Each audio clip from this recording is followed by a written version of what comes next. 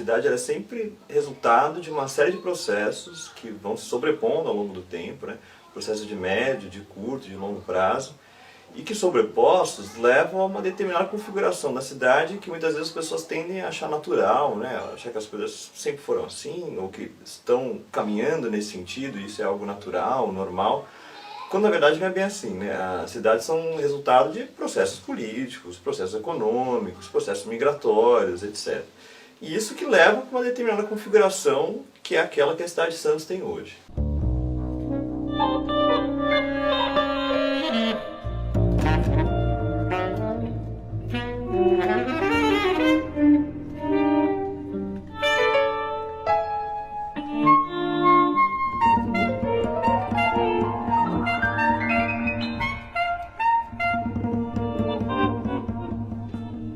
Como Santos é uma cidade extremamente cara para as pessoas consumirem a moradia, as pessoas migram dentro da própria região metropolitana, tipo, vão trabalhar em Santos, só que dormem em outro lugar. Você tem uma política habitacional e uma política de cidade, assim mesmo, numa cidade, como a cidade de Santos, gera reflexo para as cidades que estão no seu entorno, né? Então é isso, assim, você tem uma migração pendular muito grande, né, de gente que vem de Vicente Carvalho todo dia e volta para trabalhar, né? Você tem pessoas migrando para Praia Grande de uma classe média para manter ali mais ou menos o seu mesmo padrão de vida que você tinha em Santos, né? Você morar num apartamento ali que tem uns 100 metros quadrados e tal, mas você não consegue bancar isso em Santos, então você migra para uma outra cidade. A cidade que mais cresce da região é Praia Grande.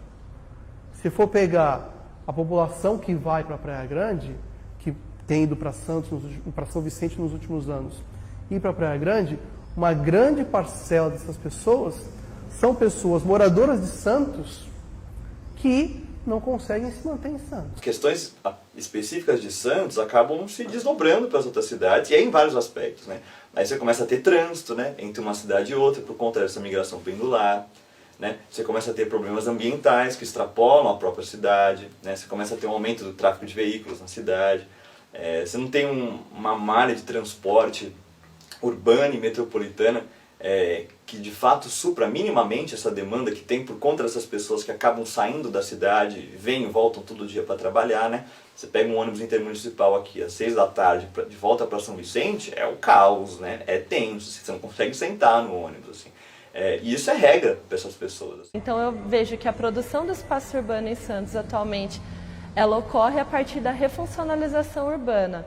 Não mais por espaços livres, né, que seriam os lotes desocupados, tanto que Santos, por ter um grau de urbanização de 99,93% aproximadamente, 0,2% são de espaços livres. Isso eu tenho mapeado, né, eu mapeei isso.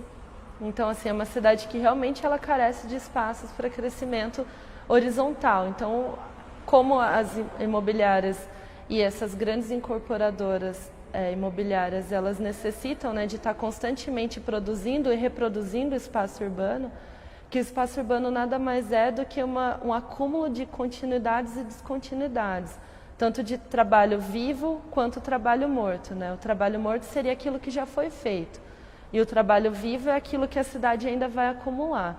Então, tem essa necessidade de continuar reproduzindo esse espaço urbano. E como não há mais espaços para crescimento horizontal, você refuncionaliza a cidade e você cria e recria constantemente esse espaço urbano. Ou seja, o mercado imobiliário ele ainda consegue atuar. Porque o mercado imobiliário ele está, o que nós poderíamos chamar de ponta do iceberg da produção do espaço urbano. É a partir do mercado imobiliário, da atuação do mercado imobiliário, que se dá todas as outras relações que tem na cidade. Porque o mercado imobiliário, ele trabalha juntamente com o poder público e a partir dessa dupla ação, né, capital privado e capital público, as pessoas conseguem definir o valor dessa terra urbana. E a partir daí, consegue-se também definir quem que vai consumir essa terra urbana.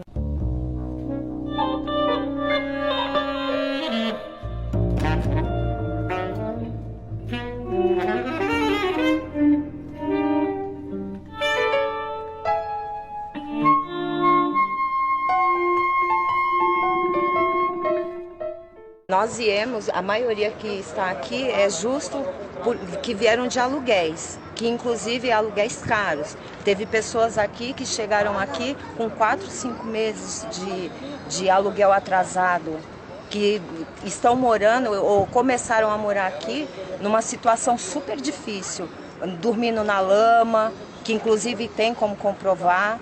E assim, nós estamos aqui para moradia, não para venda, nada. Não é esse o nosso foco, não é essa o objetivo que nós queremos. Aqui é onde eu moro, com fé em Deus vou conquistar, que é o que eu preciso. Eu não vou conseguir pagar aluguel, então meu lugar é aqui, quero ficar aqui. Eu sou trabalhador, estou lutando para isso e como correndo atrás para a gente conseguir todo mundo junto. E a gente tem fé que daqui a um dia a gente vai conseguir a nossa moradia, né? Estamos aí correndo atrás. Estou morando no barraco do tio dela, só que o tio dela pediu. Aí ela ficou aqui na casa da mãe dela com as meninas, eu fiquei lá na casa da minha irmã de favor lá. Fiquei mó tempão lá. A gente veio pra cá porque a gente pagava aluguel, não dá pra pagar aluguel mais, que tá muito caro. O pai perdeu o serviço, acaba de perder o serviço, a tristeza. E só tá a mãe trabalhando. Mora eu, mora minha esposa e 2 filhos. A gente se ajeita aqui, ó, nesse barraquinho aqui. Aí mora eu, as crianças, a esposa. Põe aquele sofá, cama aqui no chão. Põe outro colchão de solteiro aqui. É aqui que a gente mora, né? Porque infelizmente não tem condições de morar, de pagar aluguel. A gente pagava aluguel em uma casa que era de risco, a laje estava caindo. Quando a gente começava a construir barraco, Eles vinham e queimavam tudo que tinha na área. Não é simplesmente chegar com essas famílias aqui e falar assim, olha, pode sair. Para onde nós vamos? Para onde essas famílias vão? A nossa luta de sol a sol, de chuva a chuva, para eles é muito fácil. Teve um dos rapazes que chegou e falou assim, olha, se eu fosse vocês, eu desistiria. Sabe por quê? Porque isso aqui vai ser derrubado. Então poupa o nosso trabalho. É muito difícil para essas pessoas ouvirem isso. Na hora que eu ouvi, eu não acreditei. Eu falei, ele está pensando que ele está lidando com o quê? Ele falou, poupa o nosso trabalho e tira vocês mesmos, que vocês não vão ficar aqui. E enquanto a gente tiver força, a gente não vai desistir, não vai deixar ninguém desanimar.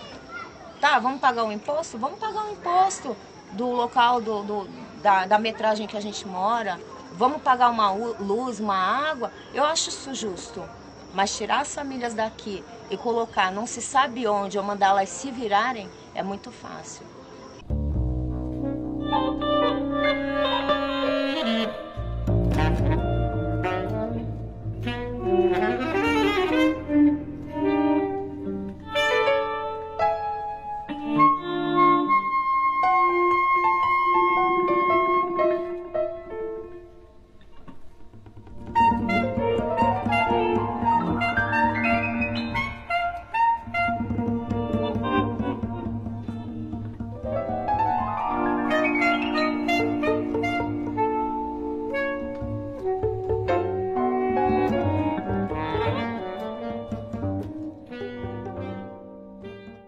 O problema da moradia, seja em Santos, seja em qualquer outra cidade, ele me parece que não é problema de ninguém, né? Não é um problema do Estado, não é um problema das incorporadoras, não é um problema do empregador, é um problema do trabalhador. É uma cidade que tem um déficit habitacional muito grande, assim, se não me engano, acho que são 17 mil moradias que a cidade de Santos precisaria produzir para abrigar de maneira adequada as pessoas que dizem habitar na própria cidade, né?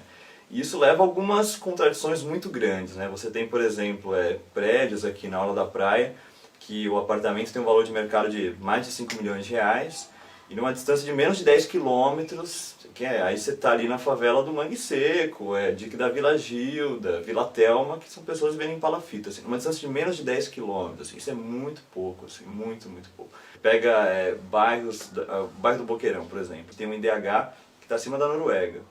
Você pega bairros mais periféricos, bairro da área continental, se não me engano. Ali tinha um índice de desenvolvimento humano que estava abaixo da Síria naquele momento. Assim, o país está em guerra civil há muito tempo, né?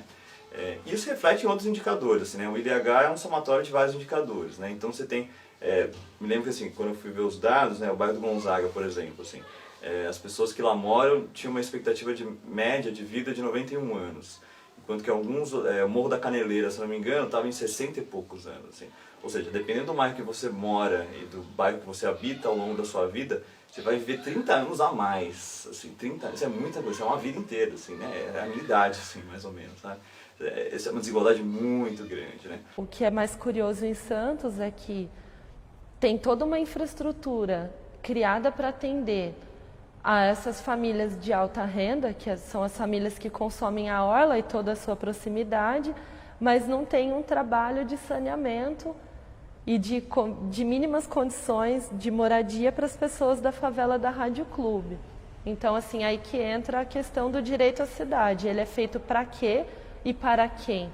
Quem, de fato, tem o direito de acessar os equipamentos urbanos que a cidade oferece. E isso entra toda numa questão até de marketing da cidade, né, que tem os olhos voltados para Santos, da orla, né, e da muralha que cerca o mar. Um trabalho da Odete Seabra, de 1978, já citava essa questão da verticalização da orla e vem de toda essa ideia, né, de Santos, da orla, de uma cidade estruturada, com qualidade de vida, só que, de fato, o que ocorre é que tem uma parcela da população que não tem acesso a essa qualidade de vida que a cidade vende.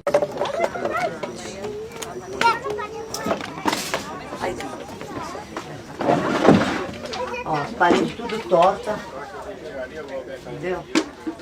Eu não tenho nada, só essas coisas dentro que eu tenho, é isso aqui, ó. Pode entrar no quarto aqui. E a senhora mora quantas pessoas aqui? Aqui tá morando eu, minha filha e tem o meu filho de 17 anos também. Só que ele tá passando uns tempos fora, então só tá eu e minha filha por enquanto. Quantas pessoas? Aqui estamos 3. As 2 crianças são minha neta que vem final de semana ficar aqui comigo. Entendeu? Não. A situação é essa. As coisinhas que eu tenho aí, tem umas coisas aí que eu vi um colega meu, que a mãe dele faleceu, ele está retirando da casa porque ele vai vender a casa. Não é minha. O banheiro, se eu quiser ver, pode ver. Só não repara que tá.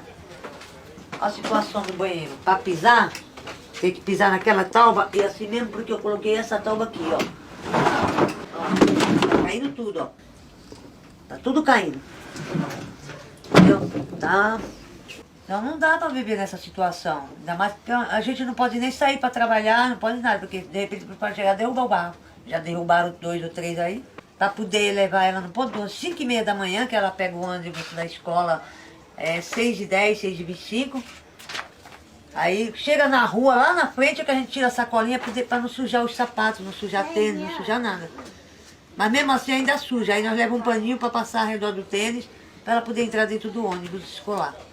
O ônibus leva e traz, porque ela estuda lá no Carmelita. Sou aposentado, ganho um salário mínimo, como a minha profissão mesmo, sou estibador matriculado. Eu cheguei a pegar a carteira da estiva, mas eu pintor, minha profissão é pintor de parede. E hoje eu, um salário com 6 filhos, se encontro nessa situação. O senhor falou que veio para cá porque estava pagando aluguel e estava muito alto, né? Isso, então, estava lá onde que eu estava pagando aluguel, estava alto e não poderia pagar mais do que ou se eu pagasse, eu não comia. Se eu fosse num lugar que eu tenho, 800, 700 reais, é o que eu recebo. Se eu pago, eu não como. E o senhor pode ver aqui a casa, vem ver dentro, em nome do Senhor Jesus. É lugar? Não. Mas eu peço, isso daqui é resposta. E Deus pode ficar à vontade. Aqui é a minha casa, aqui dentro. Quando mexe lá, aqui a geladeira, a máquina de lavar, que com muito sacrifício nós estamos pagando, vou terminar de pagar agora a última emprestação. Aqui é tudo que Deus me deu. A televisãozinha aqui que eu já estou pagando. Aqui o senhor não repara que hoje ela saiu para levar o meu filho, um menorzinho, no hospital, que ele, por causa da friagem, que aqui bate muito vento, os buracos entram, olha, aí o menino ficou resfriado. É o mais novo que tem, vai fazer 5 meses. E eu tenho pedido a Deus, vai chegando o dia de votar, todo ano quando tem eleição, eu voto peço para Deus para colocar homens idôneos lá, que tem um pouco de sensibilidade para olhar para o próximo, para o pobre, o necessitado, aquele trabalhador, que ele trabalha o dia a dia, mas ele sai com felicidade, com alegria. Ele vai trabalhar para trazer o pão para dentro de casa. Como hoje a gente vê muitas dessas coisas, né? Que a gente não vai chegar nem a aposentar. Eu sou aposentado, graças a Deus. Mas e os meus filhos? Eu só pedi para Deus um lugar que eu possa, quando eu deitar, Deus me chamar, como todos nós, que a gente não nascemos para semente, eu deixar uma moradia digna para os meus filhos. Aí tá difícil, né, de ficar aqui. De manhã mesmo, né, os caminhões passam, faz muitos barulhos, né, a casa mesmo treme até então. Esses dias o copo da pia que tava na pia quebrou, que era no chão. Aí a televisão começou a tremer. Dia de chuvas aqui é pior, porque não dá pra passar, a gente passa com o pé na lama, a lama chega na canela. Aí tá ruim, de vez em quando também sempre tá faltando água aqui. É ruim, ainda mais quando a maré enche, a água vem no joelho. Quando eu venho de lá pra cá à noite, às vezes cai nessa lama aí, o pneu da bicicleta enrosca na lama, é buraco. É uma tristeza. A gente vem, não tem mais luz, na estrada não tem mais luz. Até então, quando não tinha essa estrada aí, dava pra gente entrar tranquilo. Não tinha balanço do barraco, não tinha nada. Mas depois que começou essa estrada, aí que não tem como continuar mesmo, né? Ele vai ter que tomar vai ter que tomar uma atitude contra nós aqui, né? Pra ver se tira nós, dá um jeito. Porque a gente não tem lugar de morar. O lugar que a gente tem é esse aqui. Se a gente sair daqui, a gente vai pra onde? Pra rua? Então ele tem que tomar uma providência, né? Porque não tem outro jeito. As estradas vai ter que passar e a gente vai ter que sair, né? Então ele vai ter que tomar uma providência. Mas o pessoal também não consegue... Não, a gente antes passava por aqui pela água, mas agora a gente passa aqui. Porque as condições ali da gente, a ponte está caindo. Não tem nem como passar com os móveis.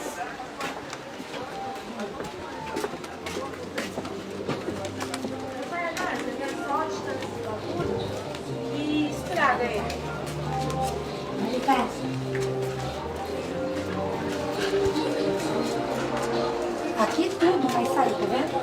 Essas casas aqui, ó, tudo vai sair. E a parte que não é aterrada, é em cima do mar, né? Então, só até aqui que é aterrada. Essas aqui vai sair, ó, tudo que tá com esse número amarelo vai sair. Eles fizeram uma marcação, né? Vai, deitar. Vai. Vai, Deus. Olha aí, as pontes tá tudo podre aqui. E nós não podemos mexer, entendeu? Não vai arrumar. Nem as pontes. Aqui eu caí no buraco.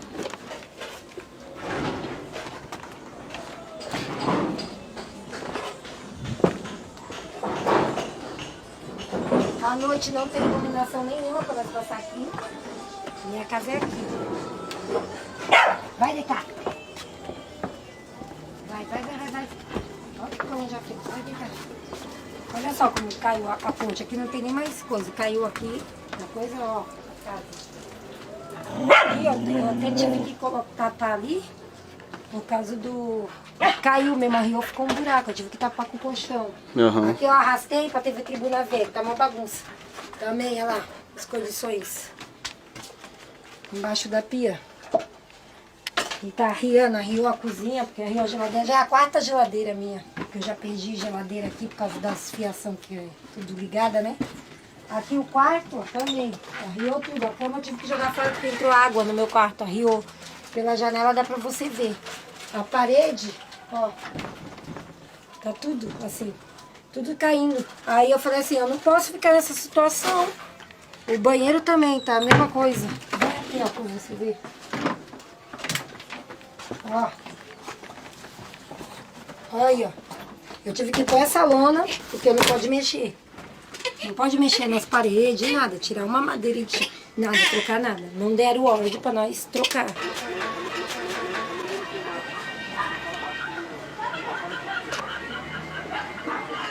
A minha vida é catando latinha, papelão, para sobreviver.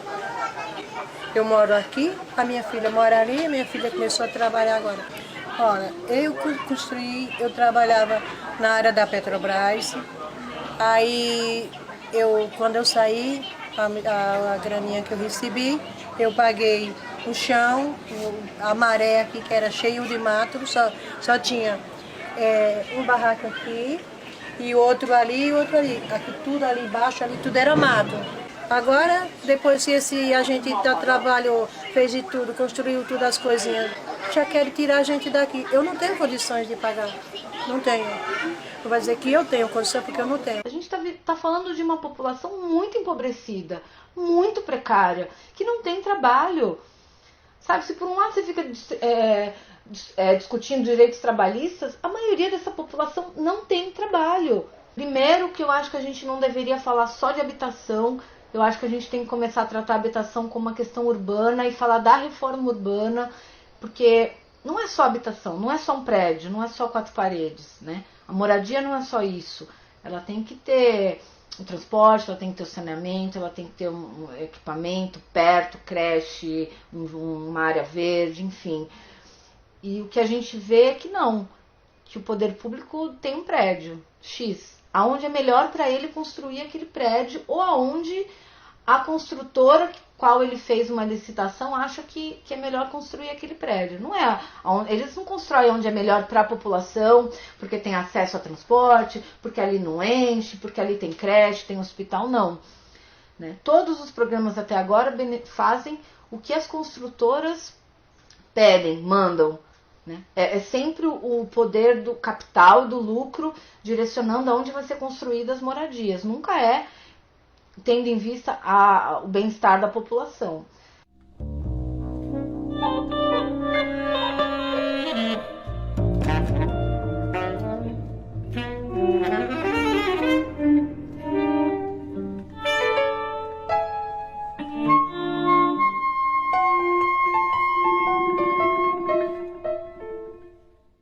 Nossos barracos pegaram fogo, até aí tudo bom. A prefeitura deu um auxílio de R$600 para cada morador. Então muitos moradores estão retornando para a favela. O porquê? Porque não tem condições de pagar um aluguel de R$600. A gente aluga um cômodo de R$600, mas quem tem 3, 4, 5 filhos, como é que se vive? E agora fomos notificados que vão vir derrubar.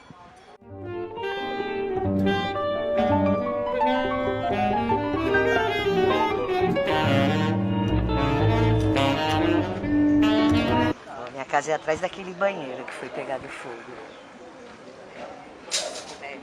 E o local é esse daqui que você tá vendo, é esse aqui, ó. É esse daqui o local, ó. Que vocês estão vendo. É isso aí, que pegou fogo, foram 300 moradias. Onde muitos gastou o seu último salário para reconstruir um lugar para morar. Tem anciãos de 70 anos que não dormem mais à noite por causa desta notificação. É verdade. Então, eu acho assim, a favela não só tem essa 8 famílias que foi notificada. Pode filmar São muitas famílias. Então, se é para acabar com a favela, então tem que tirar todos os moradores, todos os barracos. E eles têm condições para isso?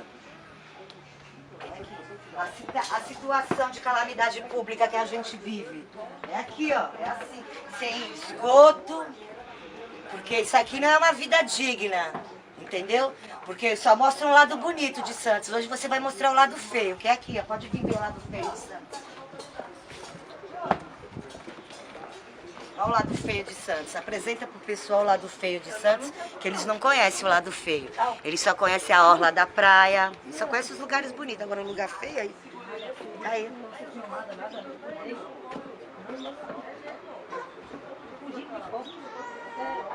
De R$600 não tem condições de viver enquanto eles estiverem nesse de auxílio, nessa de estar prometendo moradia e não cumprir, a gente vai invadir e vamos fazer barraco. Não tem jeito.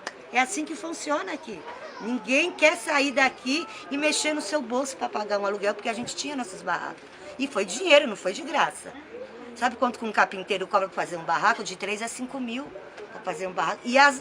Fora as madeiras, que é um absurdo. Você gasta no máximo para fazer um barraco aí R$10 mil, para nego vir agora passar o trator, deixar a gente na mão. Então, assim, eu acredito que enquanto não se quebrar essa cadeia de produção, de você deixar a cidade ser produzida somente por um grupo, você não consegue ter o acesso democrático à cidade. Acho que talvez assim a ideia para pensar em alguma mudança em Santos seria essa, assim, não é destruir o Grupo Mendes, mas, por exemplo, é deixar ele um pouco menos atuante.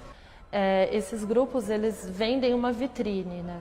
Que seria a vitrine dos locais que mais acumulam essas infraestruturas urbanas. Então, vende essa vitrine das infraestruturas urbanas, como as praças, por exemplo, e o mar, a proximidade com o mar, mas esquece da vitrine que seria a vitrine da dialética da outra face da dialética urbana, né? Que seria os cortiços, a zona noroeste, que tem a favela. Então, assim, acho que enquanto não refazerem a vitrine da cidade como um todo, não colocarem a cidade como ela realmente é, porque vende-se a ideia daquilo que ela não é, da uniformizada, né? Vende-se a ideia daquilo que é uma particularidade da cidade. Então, enquanto não uniformizarem essa vitrine, que é onde tem infraestrutura e onde não tem, eu acho que a cidade ela não vai mudar. As pessoas não vão conseguir ter acesso a ela como um todo. 17, 18, 19, 20, 21, 22, 44 casas, mas dá para olhar quantas crianças tem mais ou menos, só para a gente estimar? Eu moro com meu marido, ele vive de bico e eu ganhei um salário mínimo, a gente pagava R$600 de aluguel fora água e luz, não estava mais conseguindo pagar. A gente viu a hora de ser despejado, a gente ficou sabendo daqui, a gente veio pra cá, tem mais de um ano que a gente já tá aqui. Então, eu moro aqui, vai fazer 2 anos, e eu tô aqui porque eu preciso, né, necessito, não tenho condições de pagar aluguel. E é eu, minha mãe e meus filhos, meus 4 filhos. Minha mãe é cadeirante. Muita gente desempregada, muita gente passando necessidade. Vocês sabem que tá difícil. Ninguém tem pra onde ir, não. Tem pessoas aqui que estão respondendo o processo injustamente, porque assim, de uma maneira que a gente se encontra aqui é porque nem todas as pessoas têm para onde ir. Então, as pessoas estão vindo eles aqui notificando as pessoas de um crime que não está sendo, que eles alegam que está tendo desmatamento, mas quando a gente chegamos aqui, a área já estava devastada. Então, eles não podem jogar uma culpa que não é dos moradores, que aqui só tem pai de família, trabalhador e crianças. Como pode uma criança virar um, como se diz, um criminoso se está aqui porque não tem outra opção? Outra coisa que eu queria pontuar que está acontecendo, e não só na Baixada, mas em São Bernardo, em São Paulo, são despejos sem processo judicial. É via administrativa. Então, as pessoas são despejadas com a guarda municipal, sem ter um mandato de reintegração de posse. Isso eu acho que é a falência total da nossa sociedade. Quando você põe uma família para fora da casa dela sem um processo, sem ao menos ela poder se defender, sem ao menos ela ter um acesso a um advogado. Regida a ocorrência, foi a partir do dia 15 no Caminho São José, tem um nome aqui do devido, aqui ó, Caminho São José e tal. Aí tem a data de despedida que eles falaram que ia ser no prazo de 10 dias. E o agente público que entregou, entendeu? Guarda Civil aqui isso. em Santos. A polícia já derrubou 4 barracos e isso não é... O prefeito falou que isso não é dele, né? De tirar a família que está no barraco e jogar na rua. A gente quer uma resposta dele agora, né? Eles botaram o trator e quebraram tudo e derrubaram tudo. Só que as casas que já estavam feitas, do menino aqui, as outras que estavam feitas, eles falaram que não ia derrubar. Uhum. Aí eu perguntei, mas pode fazer de broca? Ele disse não, porque aí vai ser uma rua e depois eles vão dar um auxílio aluguel e um cadastro para eles. Só que esse cadastro, quando foi agora no dia 15, chegou um comunicado, não para todos, foi para um sim, outro não. E dia 25 eles iam passar lá e ia derrubar. Quer dizer, quem estava trabalhando não estava em casa, toma conta de criança, tudo, como é que vai ficar as crianças? Uma senhora que anda numa cadeira de roda, as outras senhoras de idade, como é que vão ficar? Vão para onde? Se não pode nem pagar um aluguel, porque emprego não tem. Estou desempregado e aí tenho uma mulher e um filho, né? Eu sou pedreiro. E chegaram lá, era uma ordem judicial lá, só com o nome da prefeitura e tal. Que a gente tinha 10 dias para sair do barraco lá, só que tipo, O pouco dinheiro que eu tinha eu investi ali, entendeu? Eu continuo desempregado, tenho uma mulher e um filho e não sei quando é que os caras vão jogar a gente. Chegaram simplesmente que tem que sair dos barracos lá.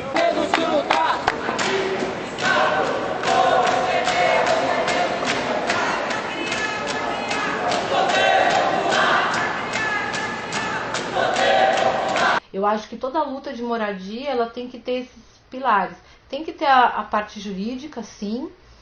Tem que ter os apoiadores, mas tem que ter os moradores organizados. E isso, na Baixada, a gente tem um pouquinho de cada coisa, né? A gente ainda não tem diversos advogados que se dediquem a atuar nessa área.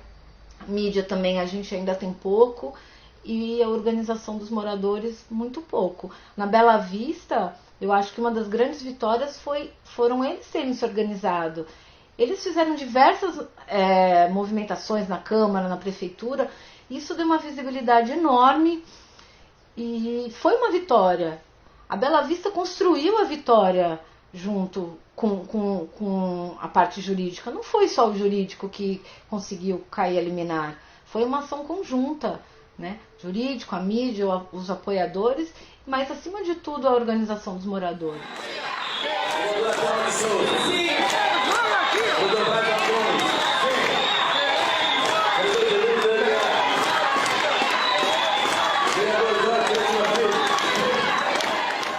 O caso é o seguinte, tem várias violações, eles não foram citados, o autor, né, o procurador da prefeitura, ele nomeou mais de 50 pessoas, simplesmente só colocou o nome, não qualificou, então não tem uma citação. Alguns ficaram sabendo, mas diz que me diz, uma citação para ser válida, ela tem que ser uma coisa legal. Então, só por isso o processo já é legal. Eu tenho outras alegações para fazer, inclusive em relação à área, eu tenho provas daquela área, eu tenho acesso a uns processos antigos, e eu quero discutir isso. Só que eu não consigo discutir isso com os moradores me ligando que a polícia está lá invadindo o barraco.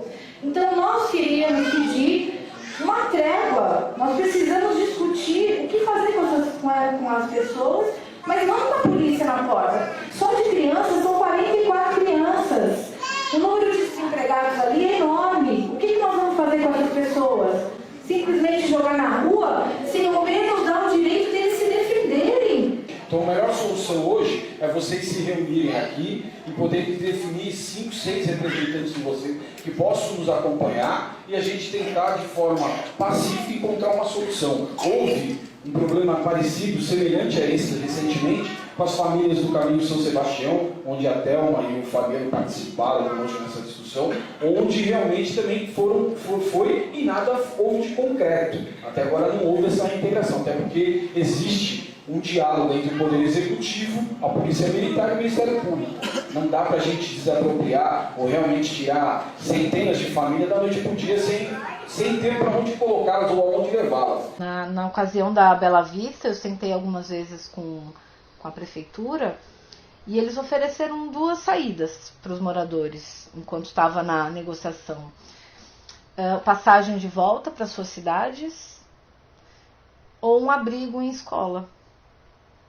Você tem uma cidade que se reproduz dessa maneira e que tem essa configuração, isso não fica impune, né? Isso sempre gera efeitos colaterais, né? Um dos efeitos colaterais que surgem são os movimentos sociais de moradia começarem a se organizar, começarem a se articular, começarem a entender esse processo, né? Começarem a ver dado, começarem a ver como é que a cidade está se reproduzindo, como é que uma camada grande da população da cidade não tem o direito à cidade da mesma forma que outra camada tem, né? Porque a gente tem uma série de mecanismos que reproduzem esse tipo de configuração, né?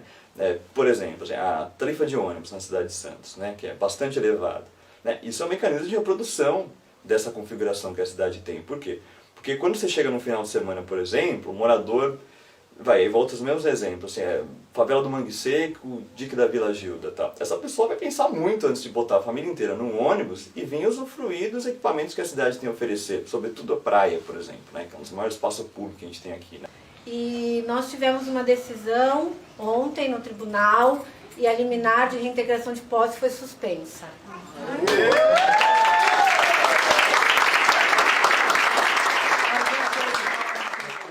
Que queria ressaltar que isso foi uma vitória, que eu acho que foram de 3 linhas.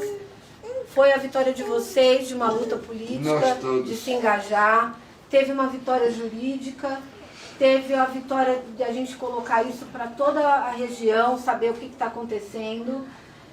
E a vitória de todos nós, da gente estar unido e saber que essa união, advogado, imprensa, morador, conseguiu barrar uma reintegração de posse.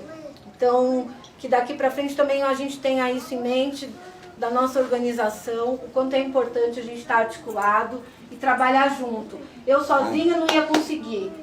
A questão de advogar para os movimentos de moradia é muito triste porque a gente nunca ganha. Essa questão da Bela Vista nós conseguimos derrubar a liminar no tribunal. Foram 2 votos a 1 a nosso favor, mas a gente não ganha, porque você volta para a comunidade está sem saneamento básico, a comunidade está sem água, sem luz, sem um transporte perto, sem uma creche para as crianças. Então é uma luta que, se você ganha na justiça, você ainda não ganhou de verdade, porque a comunidade não tem acesso a esses programas. Você vê uma cidade como Santos, em menos de 10 quilômetros da praia para o morro, você ter gente que é obrigada a usar o banheiro numa sacolinha, não dá. Então, por mais que a gente tenha derrubado a liminar, não é uma vitória ainda. Acho que a vitória é quando conseguir uma vida digna para essas pessoas, com saneamento, água, luz.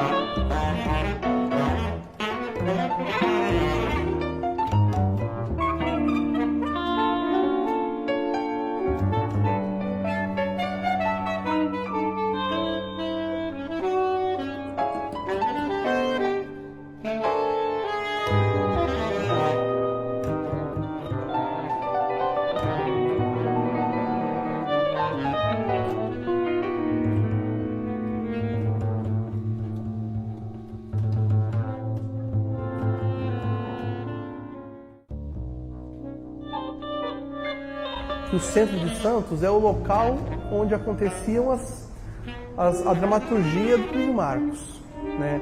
Todas as peças, ou os enredos, o ambiente que o Plínio Marcos escrevia nas peças dele era o ambiente do centro de Santos. Então é um local muito rico culturalmente, rico de história, mas que ao longo do século XX passou por um processo de um declínio muito grande.